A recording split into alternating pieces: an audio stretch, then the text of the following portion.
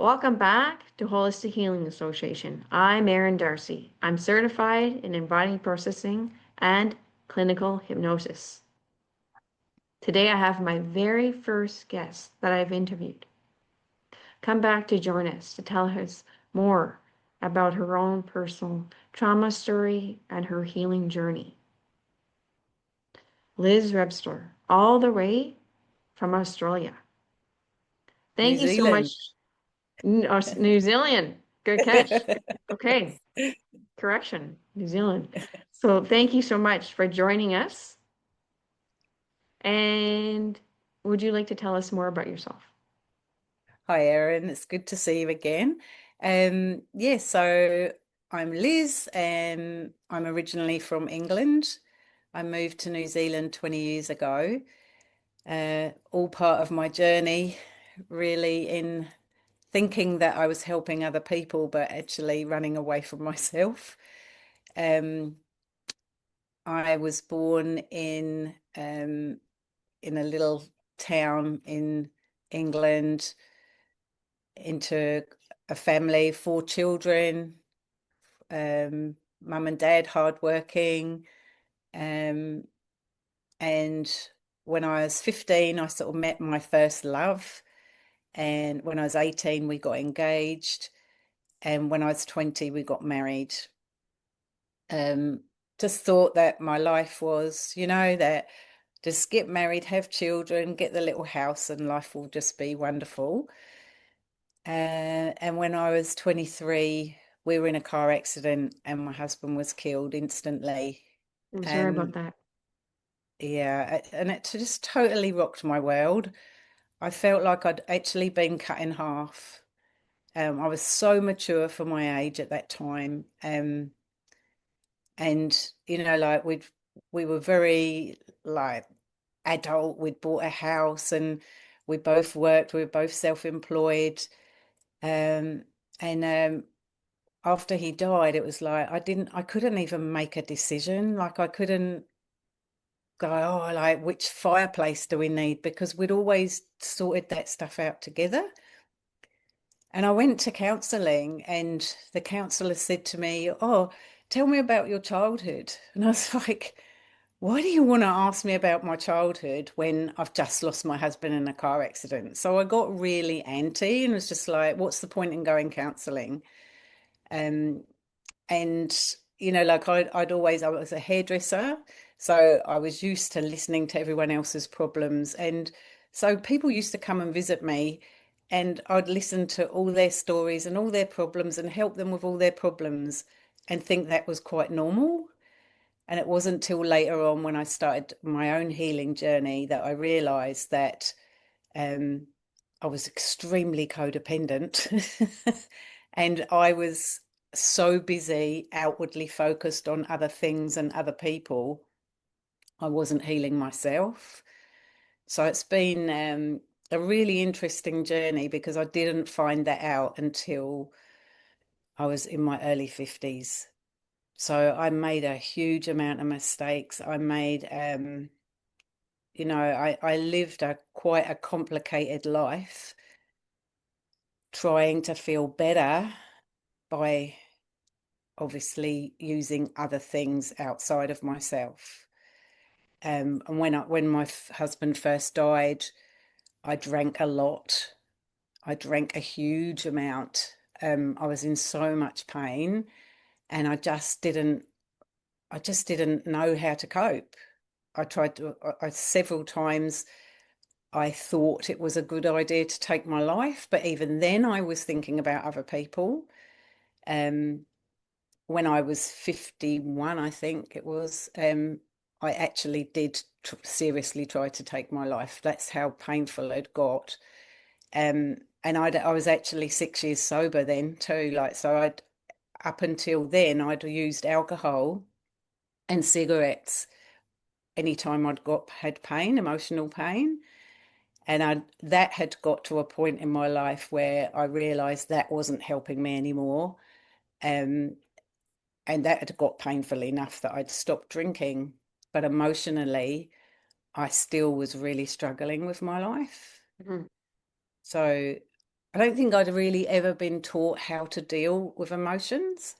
I'd seen my dad was a big drinker, and I'd seen my dad deal with quite traumatic situations. He was a fisherman and he fished up a dead body once and he came home and drank a bottle of whiskey. When my mum and dad got divorced, I used to see him just drink. Um, so I suppose it was quite a normal thing for me when I went through anything emotional to pick up a drink. And so, yeah, it wasn't till I stopped drinking, stopped smoking, and then I was still in so much pain. I had friends say to me, I think you need to go and deal with your codependency. I was like, I'm not codependent. I'm a really independent person. I thought it was quite rude. But then I went to a meeting, a 12-step meeting, uh, and they read like a preamble and a welcome, and it talked about um, sort of like losing yourself, finding your worth in your children, and being outwardly focused. And I just cried, and I was just like, wow, I didn't even know this is what I've been doing. It was just so automatic, I suppose, such an automatic thing to do. And I thought I was a kind person because I put everybody else first, and to the point where I was just exhausted. Um, yeah, and that's when I had my complete breakdown. I ended up trying to take my life over a period of a couple of days, and then I ended up having to go into a ward in the hospital.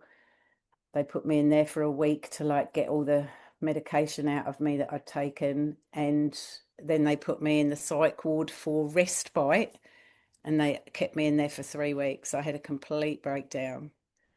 That's hard. Um, but actually, Erin, like even though at that point I was emotionally completely gone, it ended up being the best thing ever happened to me because it was almost like I had everything stripped from me.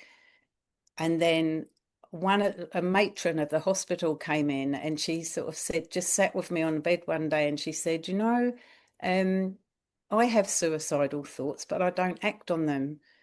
And I like looked at her and I was like, what, someone like you Mhm. can think like me, like, and it was just like someone really put the light bulb on, and I was like, oh my God, I'm not a terrible person. I'm not an awful person. Other people get like this too. No, you're not And alone. There's a lot of people, I believe. yeah. And I don't know, just her words just switched me. Anyone else that was trying to talk to me and trying to help me, it just wasn't going in. But for some reason, this lady, it just really put the switch on, and I was able to go and get EMDR actually, therapy. And again, like I wouldn't go and pay for something like that when beforehand, because I'd have to take 2 hours off of work and I was self-employed, and then it would cost me to go. But because I was in the system, I was able to get some therapy, and I was being paid sickness benefit. So I actually went, and oh my God, it was amazing. Like it was incredible. What she realized, what I hadn't processed, stuff from my childhood where, that things I'd forgotten about, like when I nearly drowned in a swimming pool, and the connection that had with me. Like one of the things I always wanted to do is swim with the dolphins. Mhm. And every time I tried, I'd put the mask on and I'd be like, like this. I didn't realize that that was connected with me nearly drowning when I was a little girl in a swimming pool. And it was like she said to me, this work is transformational. And it seriously was. And it was just like I was growing at the speed of light, like clearing stuff. I ended up selling my house. I went to India to learn yoga teacher training. I believe you told me that. Um, yeah, I just like my life just started to really change. I started to get this confidence that I never knew I had. And she said that to me. She goes, people have moved countries, learnt different languages, and I was like, no, not me. Won't happen to me. I've been a hairdresser all my life. Mm. I've just But you did plodded it. along with my life, but I did, That's yeah, and it amazing. was just incredible. And yeah, and obviously all of that was already there inside of me. I just needed something to release it, You had the and inner knowing strength. that I was worthy as well to release that, because right up until that point, I thought self-care was that you were high maintenance. Yeah. And so it was just give to everybody else, give to everybody else.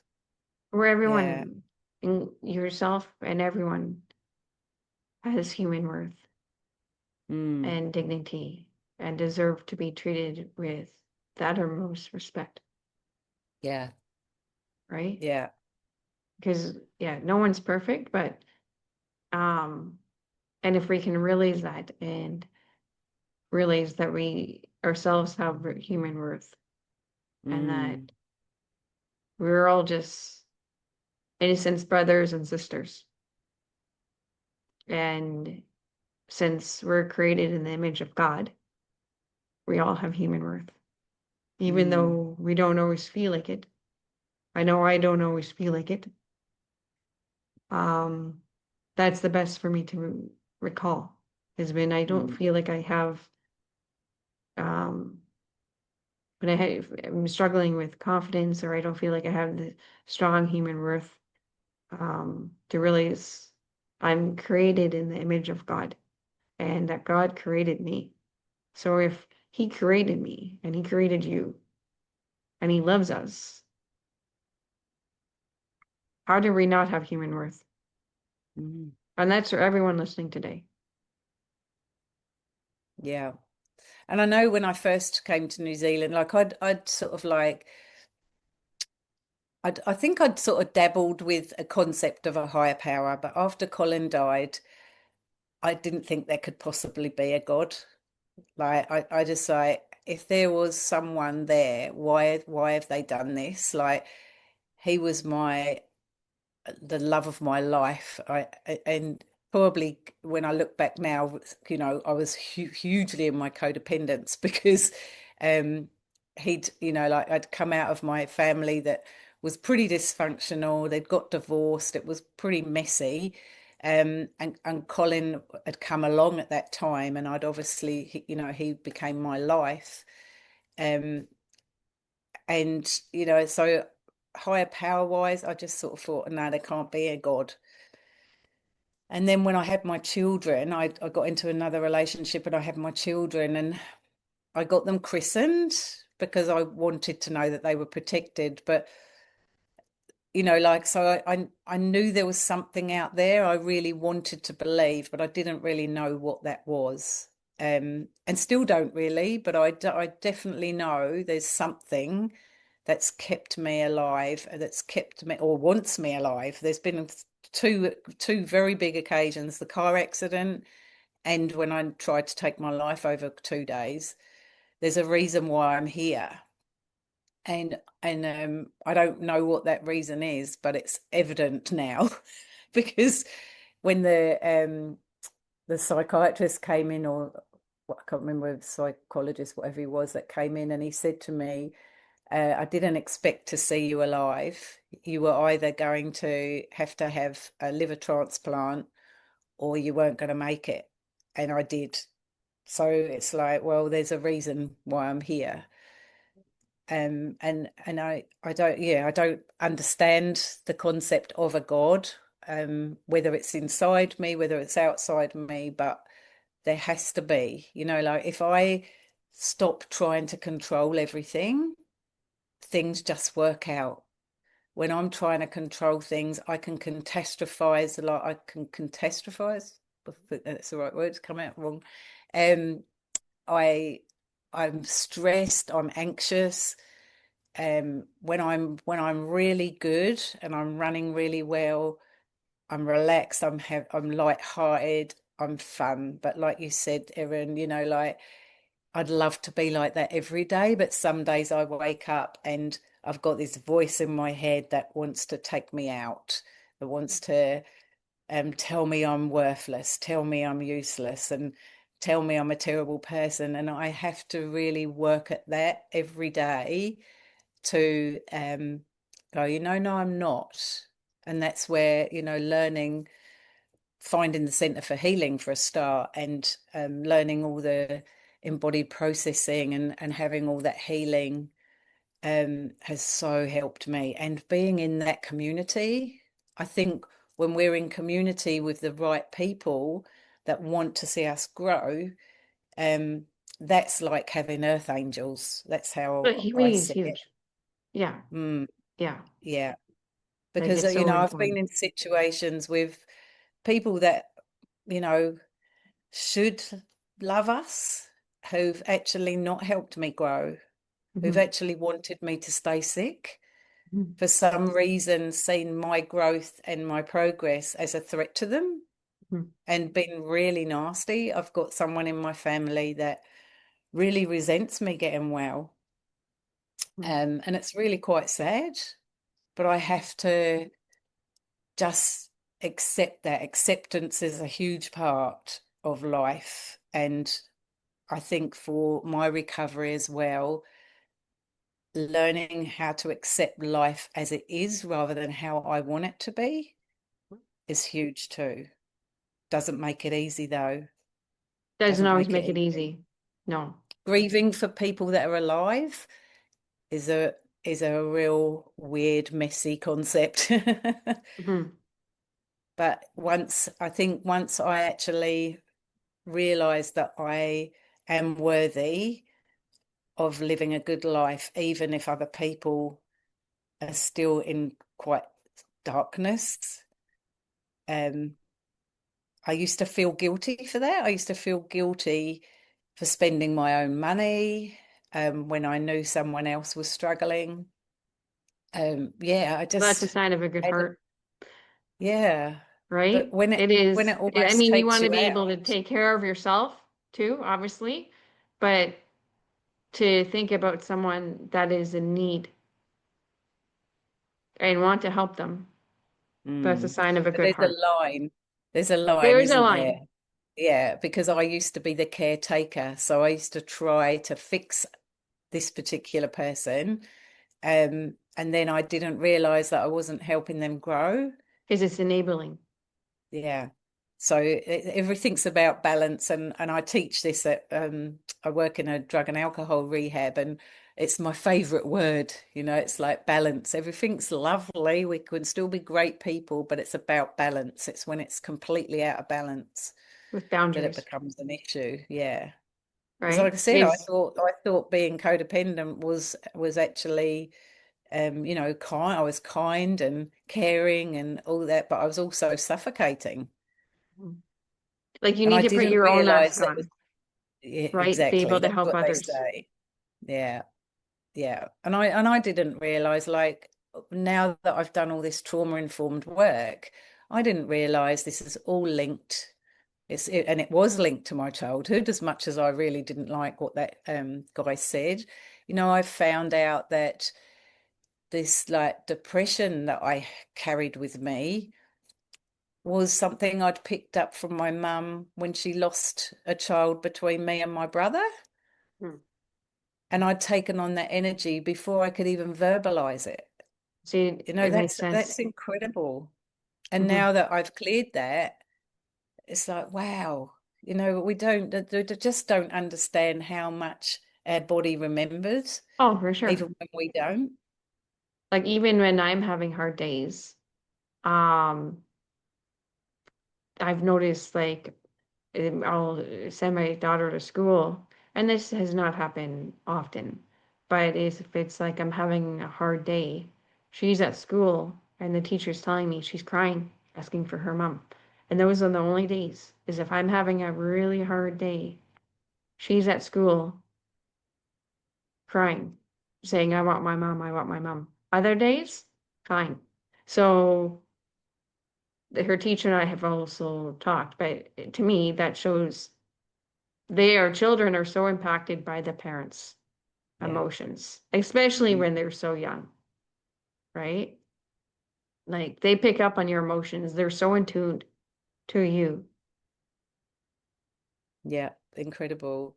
And the way that it was explained by the practitioner that was taking me through that was that, like at that particular time, I would have been the closest to my mum because I was the baby of the family. I was 4. And then suddenly I emotionally and energetically would have felt that release that I couldn't verbalize. That obviously my mum was grieving the loss of a child, and I just suddenly felt detached and abandoned.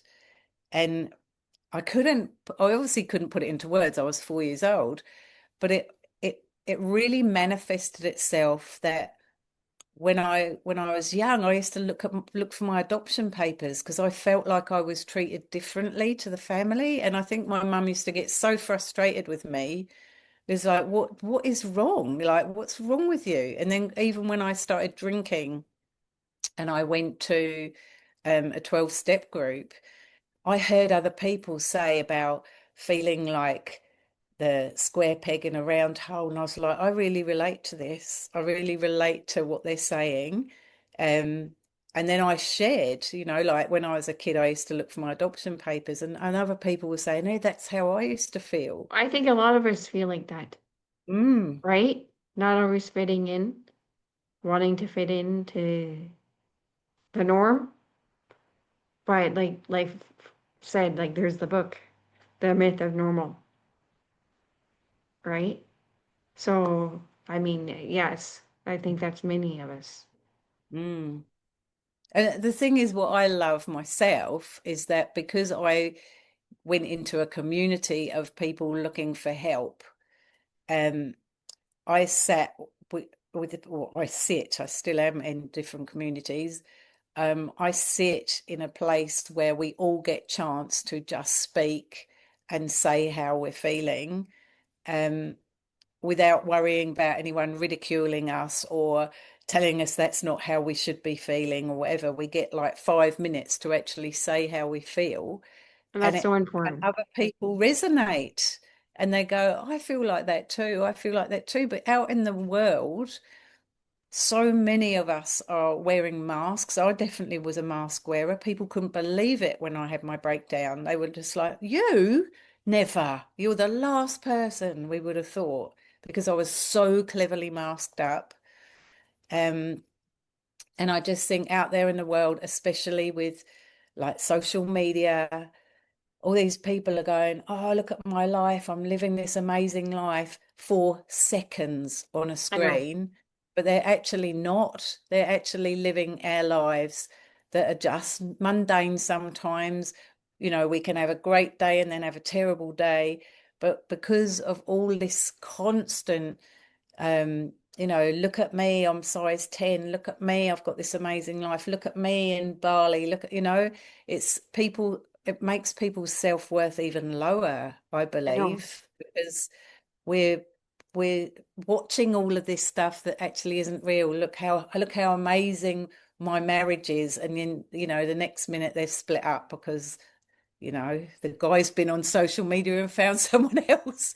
It's Yes, like and we're I living a world that's like a big lie. So I'm so grateful that I am in fellowship, and I've got like the community of the Centre for Healing where we can actually be real and actually go, today I've had a really bad day, but I've got the tools to help me get through that. Or, like for me, it's been yoga. Yoga's been incredible in my journey to move that horrible energy. I was saying to you before the call, I've got a situation at the moment where I felt this overwhelming anger towards another person because of their behavior. And I didn't like it, it's like, and I had to move it because it feels so uncomfortable in me to have that emotion, but I also have to feel it because it's like a sat nav. My emotions are like a sat nav, and they're showing me that someone's overstepping my boundaries. But my job is to move that so that I don't put that anger onto someone else. So learning that and being able to do that and process it. But I want it out of me as quickly as possible because it's like, it's horrible. Yes. And also what's under the anger, right? Because often there's other emotions also Oh, involved. absolutely. Underneath that is I'm a child again feeling unheard. Mm. I'm a child again, like feeling like I can't speak my truth because it's being suppressed because of the situation I'm in. I've learned all these tools in codependency to speak my truth and be authentic, and now I'm having it suppressed because of a situation I'm in, and it's the right thing to do. And it's very frustrating. But that's it. Like sometimes I tried to teach my son this, that, sometimes when there's anger, there's something underneath more like frustration. But because it comes out as anger, it scares people. So that's where we have to be really careful. Is like, do it in your own house, scream in a pillow. Don't go down the supermarket and start screaming at everyone. There's a way of processing this anger, and we're very lucky to have found embodied processing and all these other somatic ways of doing that really, really well and embodying it. Because, like I said, our body is telling us all the time when we listen to it that that's not actually okay. Someone's overstepping your boundaries, and we do need to address it. And it's so So, important to respect people's boundaries. yeah. And I also, back to what you were saying, is that when people are like saying, oh, I'm going to Florida, or I'm going to Turks and Caicos, or I'm going to like look at my marriage, look at me, look at my fancy car, and they're posting it all on Facebook. But in reality, life can be very different for them, right? Those are maybe parts of their life, but it's not all of their life That's right. because no one has a perfect life. We all have our struggles. And if we can just be open and honest and allow ourselves to go, yeah, I'm having a crappy day, and just allow it. And it makes us human, Mm, right? Because like again, no one's perfect, but if we just allow it and allow everyone to just say, yeah, today, how was your day? The answer is supposed to be, okay, good. What if you are allowed to say, I had a hard day, mm, right? Like just having that authentic, being authentic, just allowing yourself to, you know what? I'm feeling angry today. Or, you know what? Today I felt a ton of anxiety. And when you allow that, and we have people around us that allow that, the support that we can receive, because you've said that, like the different groups you are, and just allow people to be seen, unheard, and be themselves, right? When we, it's just so important, mm, right? Because it's honoring the person. When mm. we do the opposite, we're not honoring the person. We want to honor Well, the person. and when I was really in my codependency and not knowing, if you were to come, especially being a hairdresser, if you were to come into me and say that you were having a terrible day, I'd be trying to fix you.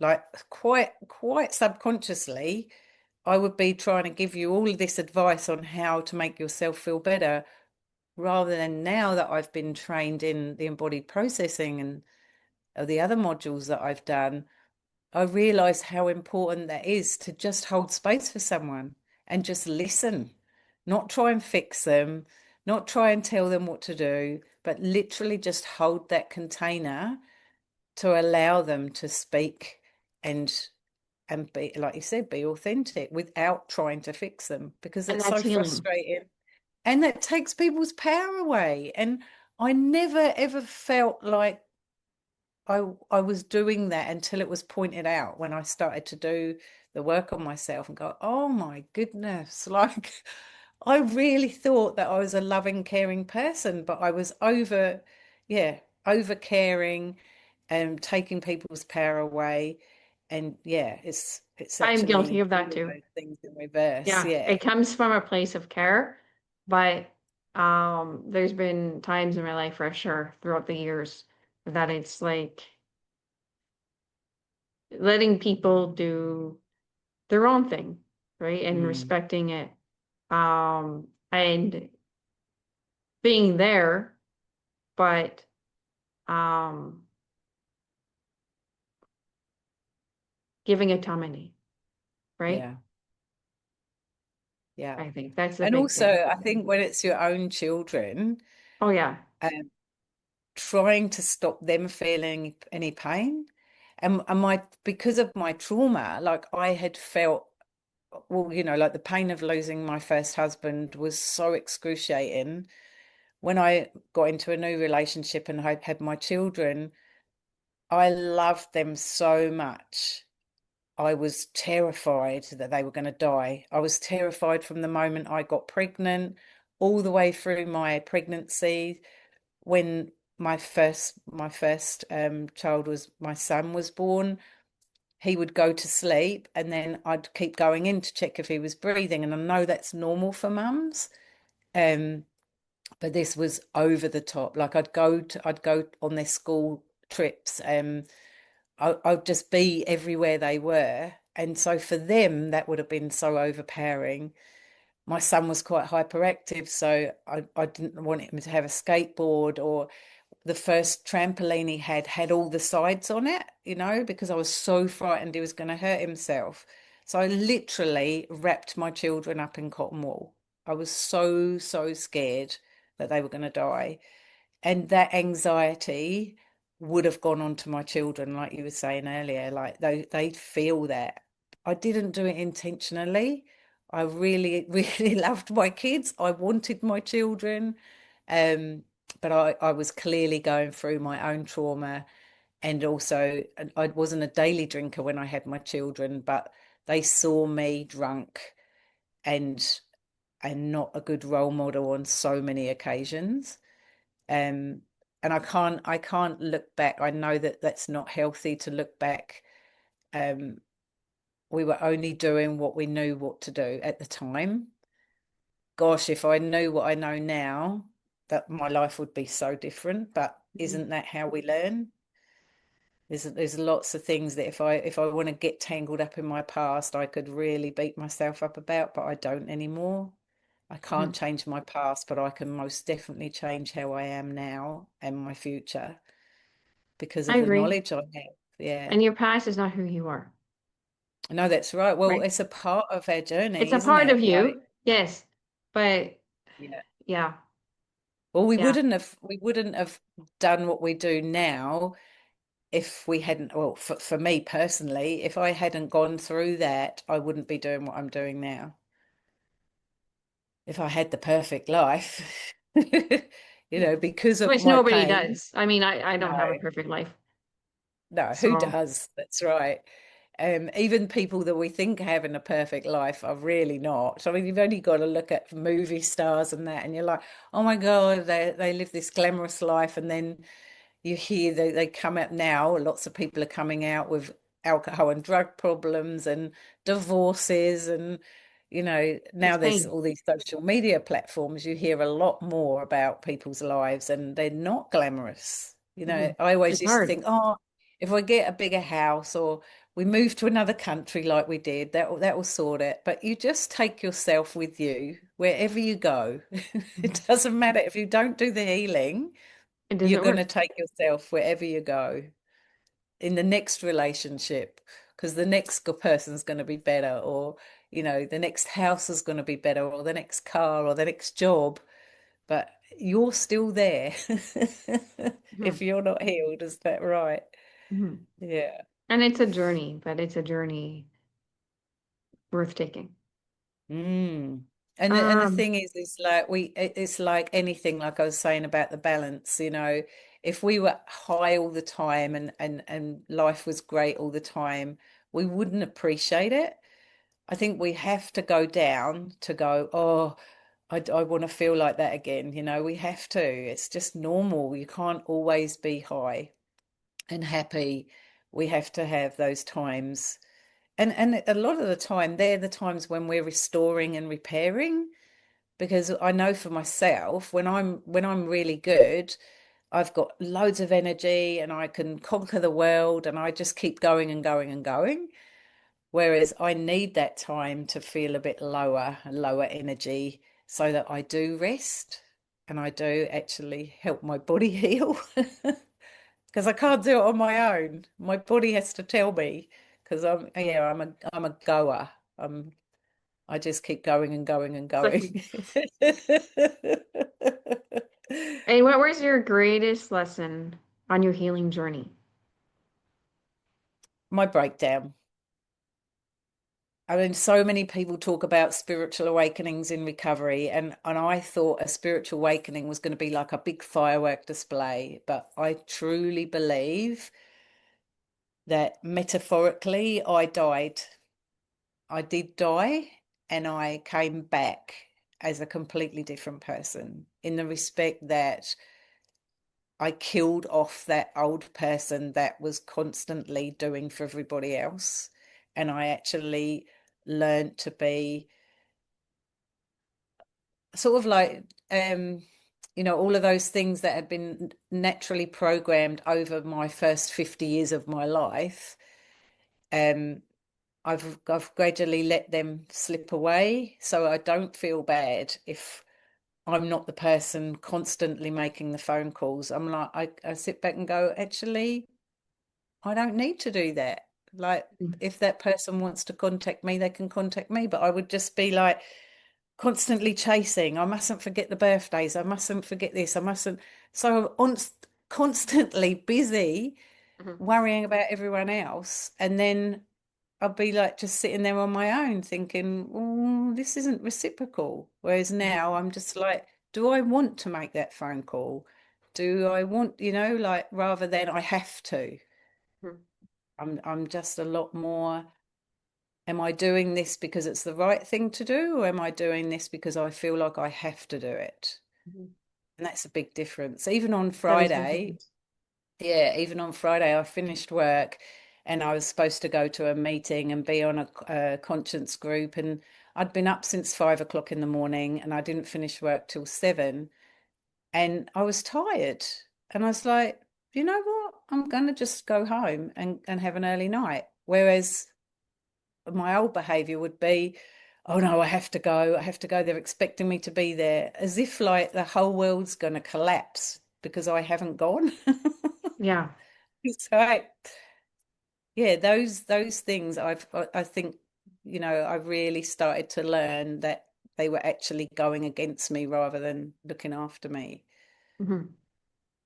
Makes But sense. yeah, there. So I think that was the hardest because it really hurt the most. Mhm. Um, and consequences after that. This is the most amazing thing is that there were some things that happened after my breakdown that before probably would have taken me out, but I was able to face them, even though they were really, really painful. I've been able to face them and accept them and go through the process. And instead of wallow in my own self pity where I would have done, Mhm. I've worked or I've trained. I've put that energy into helping other people that I can help rather than those I can't fix. Mhm. And with the Because and you with can't the force it. boundaries, yeah, and with the boundaries of I do that at work and I don't take my work home. Mhm. Whereas I used to worry about people and all that. Now I'm just like, close the door. I don't take that person home with me in my Mhm. mind. Mhm. It's incredible. Right. It gives you so Yeah. much more peace, right? Oh, absolutely. Yeah. And I don't lay there at night constantly worrying about other people. I've got tools now that if my head's busy, I'll do a yoga nidra. Like I've got tools that as soon as I feel this stuff coming in that's not going to do me well, I've got tools that I can use. Sometimes I choose to not use them and then I Mm. suffer. Right. If we allow it, it's Yep. helps so much. And I'll Um, still reach out for the chocolate sometimes and have a real old binge on the chocolate, and then the next day feel like shit and go, why did I do that? well, I Because love I'm my chocolate. human. Yeah, that's a guilty pleasure, is chocolate. Because Yeah. I don't eat cow and I don't eat pig. So there's a lot of candy that has that in it. So there are a small ingredient that has it in it, like jubes. So chocolate's my thing. I like chocolate. Yeah. Yeah. Um, and it sounds like you have gone through a big journey and you have a lot of inner strength in you. How did you recognize that? I don't I don't think I realized I had it, but it must be there. Like I think several times when I was younger, um, people used to say to me, because I'd be like, I'm looking to be guided by something. That's what I'm like People used, always. Yeah, yeah, always. That's people it. used to Yeah. say to me that I was very spiritual, and I was like, well, I don't see that.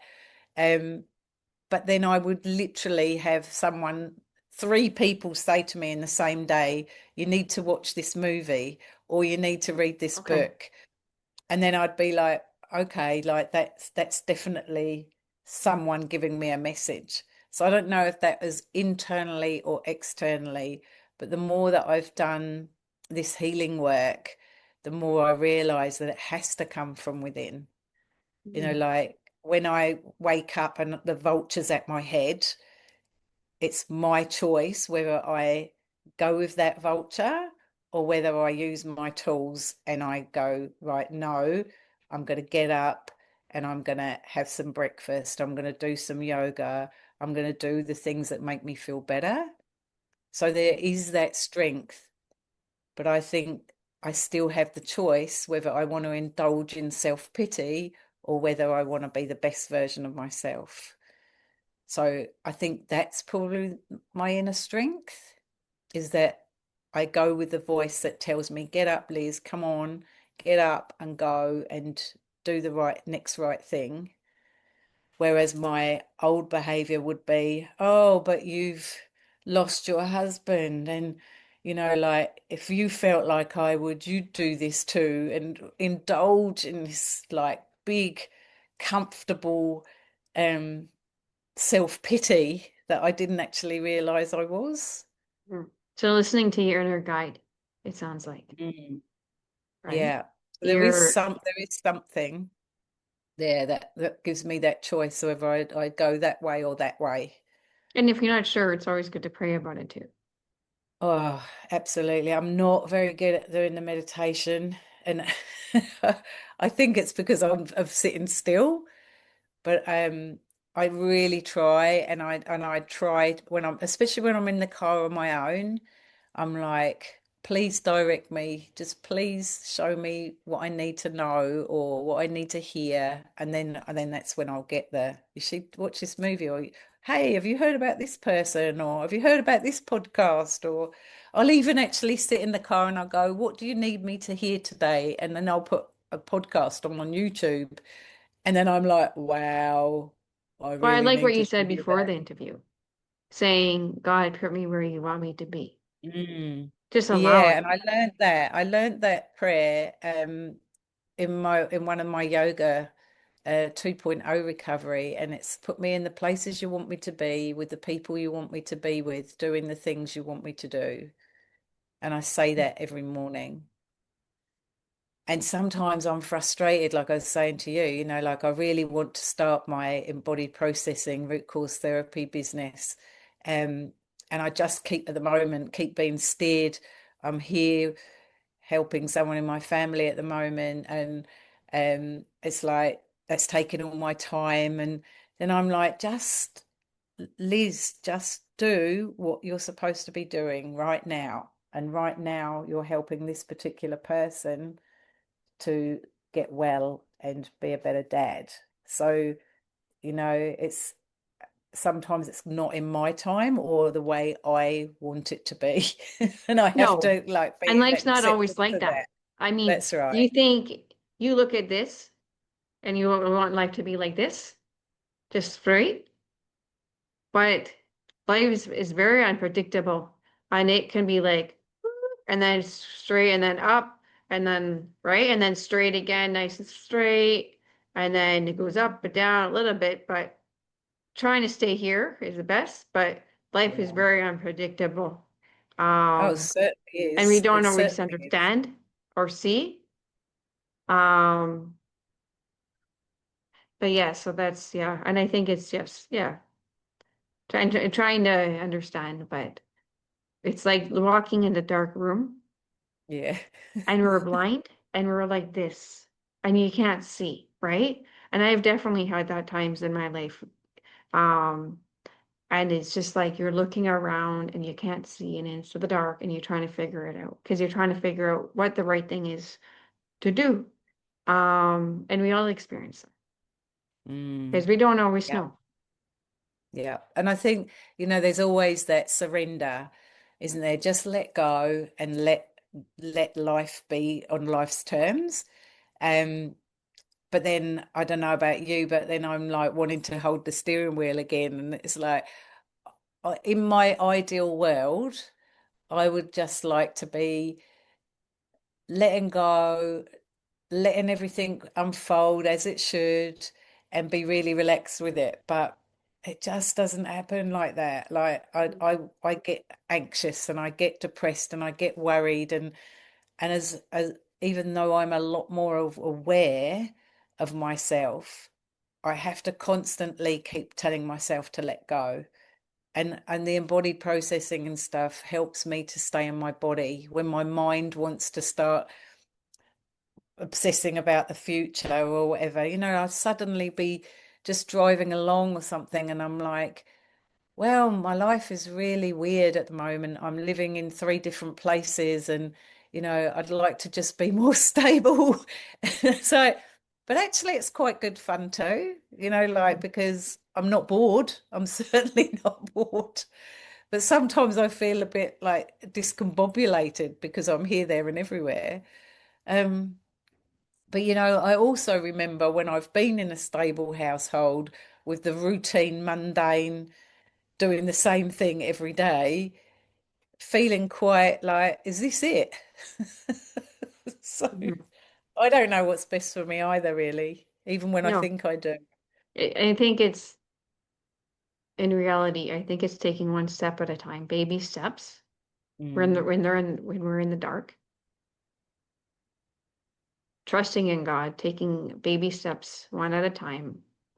And as we walk through, as long as we're trying, we know we're trying to do the right thing.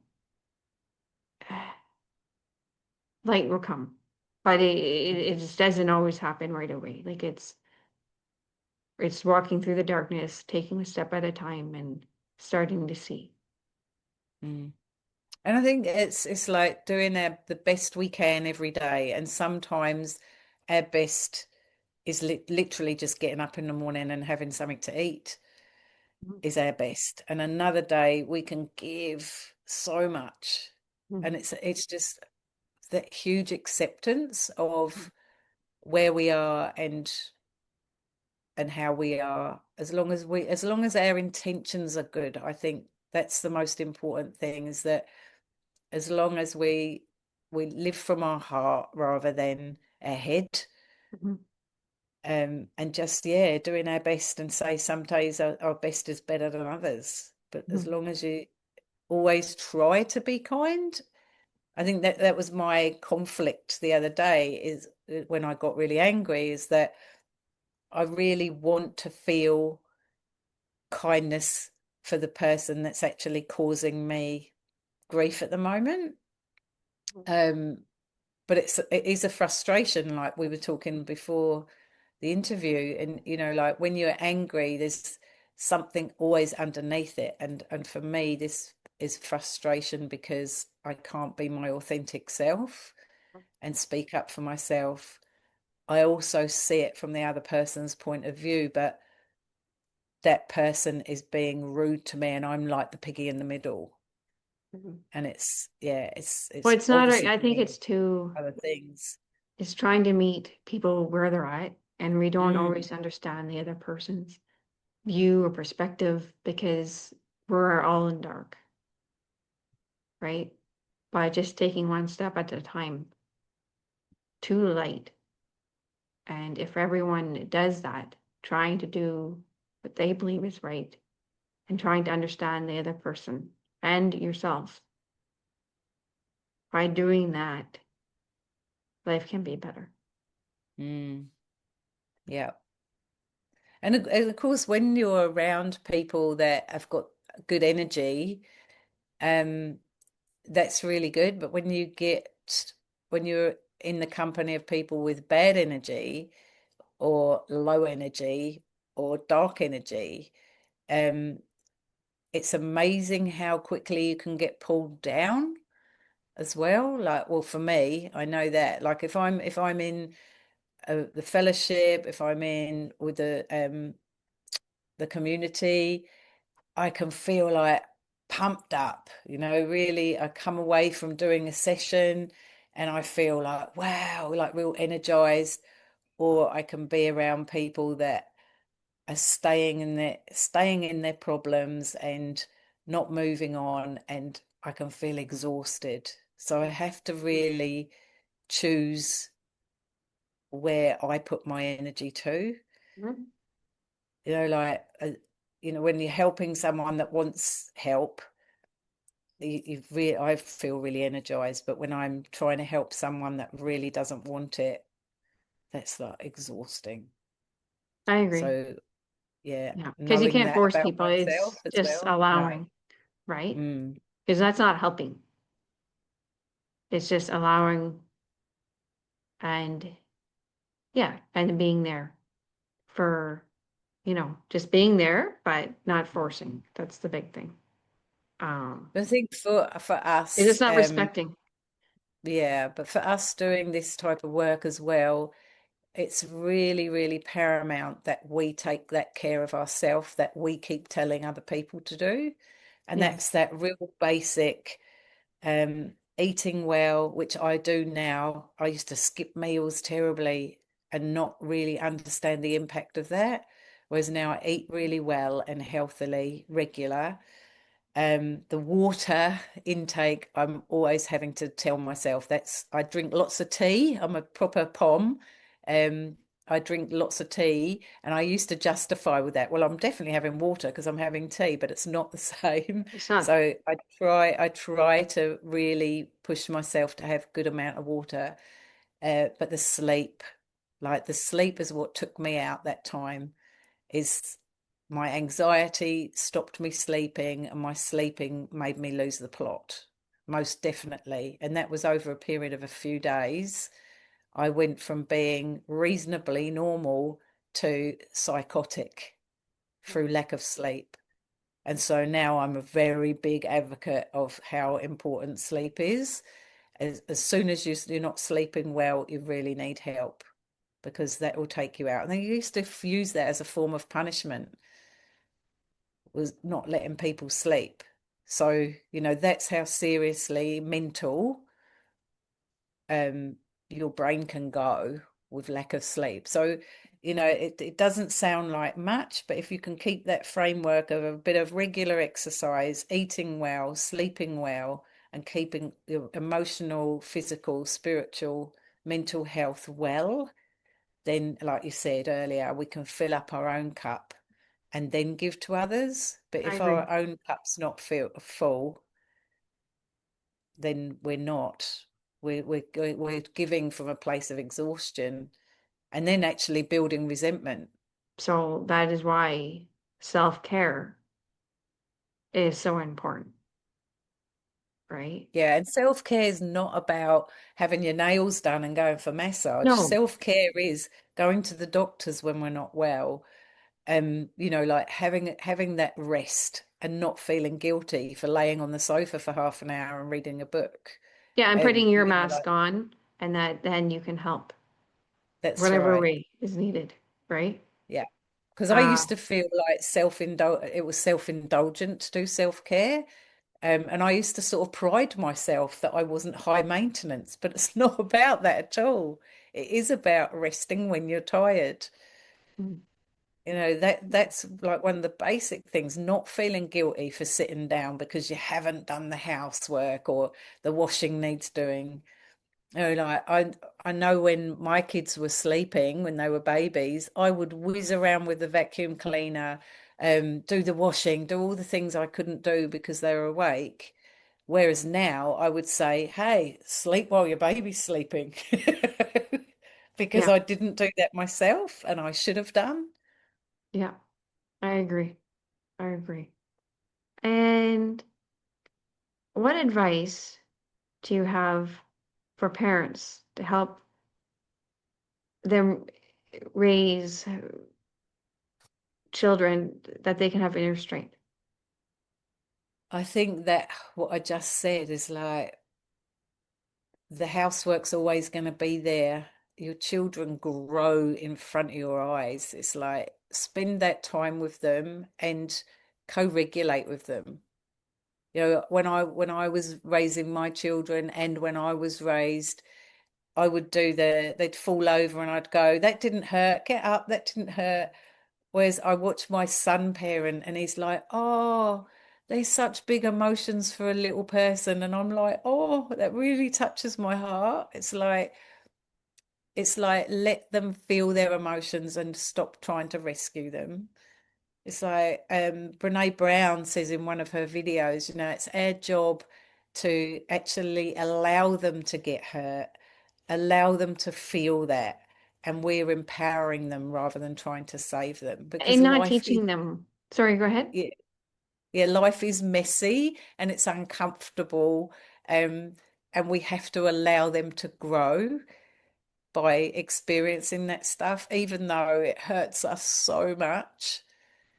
It's like we just have to be there and hold space for them rather than try and fix them. I agree. And like Uh, I'm trying to teach my daughter, like, she feels sad. Oh, that's not a bad emotion. That's that's okay right. to feel sad, right? Just like it's okay to feel happy, right? I Yeah. don't want her feeling sad all the time, right? Which she does not. But and if we're happy all the time, the value would decrease. We wouldn't Mm, understand how this is a positive, like every emotion is neutral, but how nice it can feel, how yeah. feeling that sense of peace.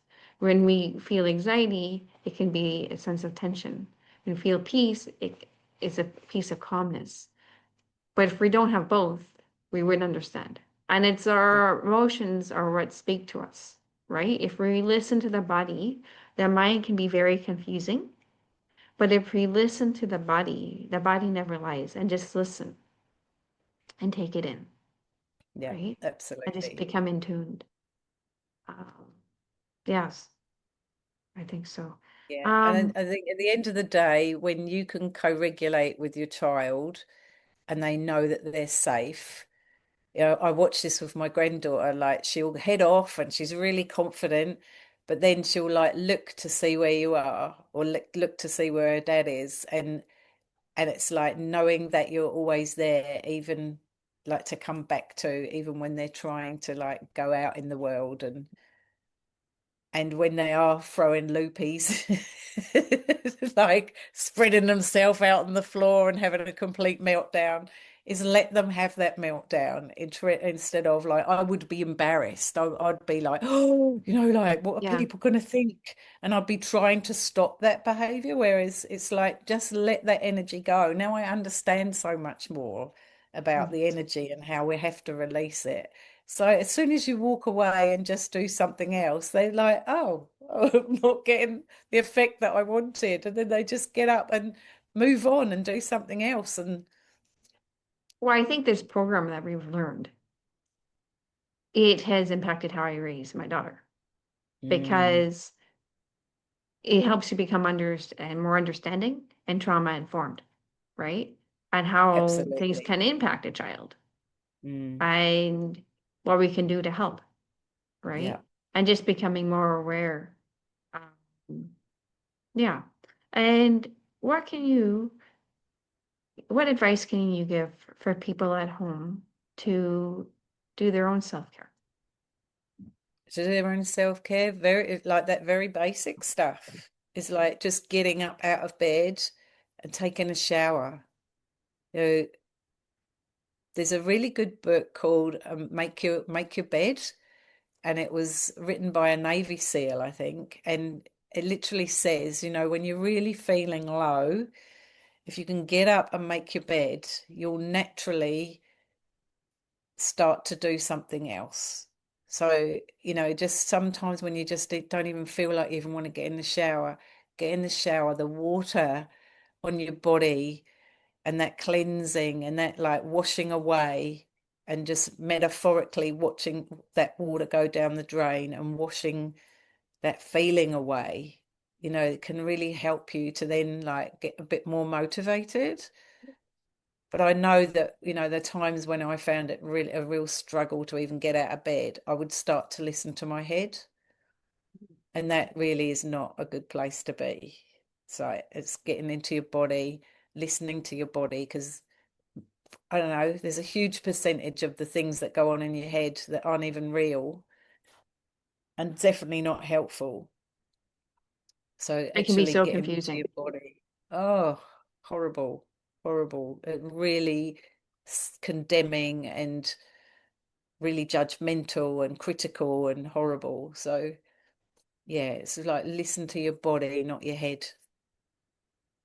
And I find for self-care personally for me, like going in the hot tub, going in a hot bath, Mm, my dog, spending time in nature, going for a run, sitting with a close friend and just being seen and heard and just allowing. And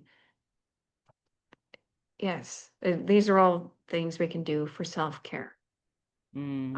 And Um, doing things that bring you joy. And when, now I've done all the training in the somatic work, is like if we come into our body and we can like feel that expansion when something really lovely happens. Maybe we get that phone call from someone and we've had a lovely conversation, and you feel how expanded your body is and how warm your body feels.